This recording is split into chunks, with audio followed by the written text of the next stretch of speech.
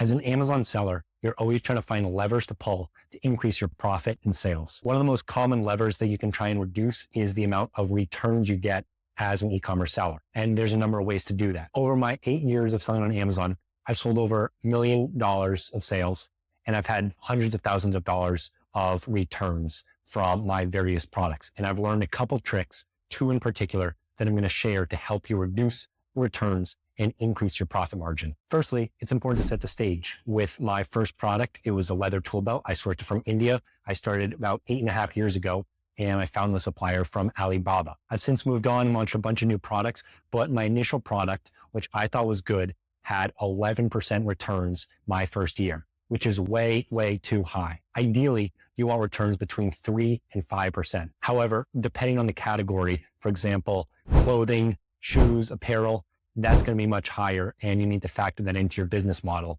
And some items like electronics, that's also high, where other parts are going to be slower. But overall, 11% was way too high for a textile good like my tool belt. To start, it's very helpful to read what were people saying in reviews, as well as the return reason. And one of the things I found was that people were talking about the plastic buckle that I had was coming undone. And when I purchased the product, it was meant as a lower tier, mid-low tier, good value tool belt that is good for weekend warriors. Have fun. You can hold your tools. You can move on the go, but it's not the top of the line. Nor was it priced like that. But I consistently saw that people were complaining the plastic buckle, like a backpack, was falling undone. And actually one guy told me, he called me up and said I was on a ladder and my tool belt fell down onto the ground.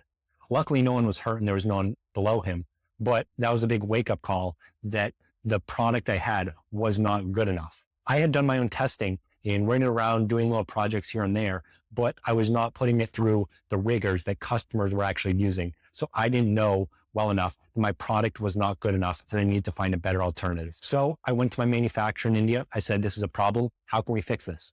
And they said, we can do 2 things. 1, a better plastic buckle, or we can switch to a steel buckle, metal roller buckle, kind of like a regular belt that has rivets and holes that you go into with the prong, but it would increase the cost of goods sold about $1.25.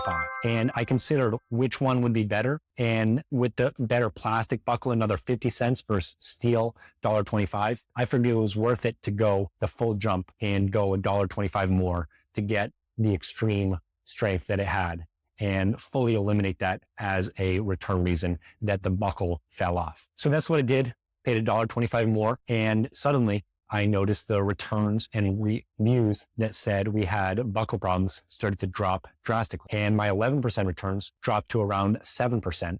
And that was great to see. The other benefit was I was able to increase my price. I paid $1.25 more in COGS, but I was able to increase my price from $32.95 to $37.95, $5 more, giving me more profit, more revenue, and people perceive the product as more valuable because other competitors in the similar price range were selling also with plastic buckles. So I was able to stand out.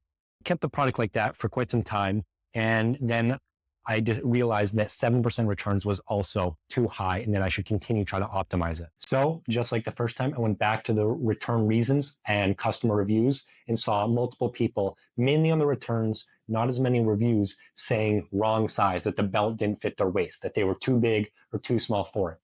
And that was strange to me because I had put on one of the bullet points that this fits a size 28 to 50 or whatever the size was, 28 to 48 inch waist. And so for me, it was clear, but from talking to other sellers, more experienced, and just trying to understand humans, we are very lazy. We don't like to read, and we are not going to find a small font size 8 size in the 4th bullet point and go based on that. So I realized that my listing needed an upgrade where we put the sizing way more clear. At first, our sizing was on the 4th bullet point. People were not finding it. And so I moved it to the 1st bullet point, but that wasn't enough. So then we added it to our images, big text on the 2nd and last image multiple times. We updated the video, added it in there in big text as well as talking, added to the enhanced brand content and the description below. And so in doing so, we made it as easy as possible for lazy humans like myself to know what the size is and not have that happen again. A lot of returns come down to a misalignment of expectations where a customer expects something to be one thing and it's not, so they're going to return it. Another reason for that is you can actually hype your product up too much in the listing, set their expectations too high, and they get disappointed by it and decide to return. So sometimes it pays to be a little more conservative and be realistic in the benefits that your customers will get. And doing those changes with the listing, it brought my returns down to around 3.8%, drastically less than the initial 11%. And I was selling at a higher price point, perceived more premium, and getting significantly less returns.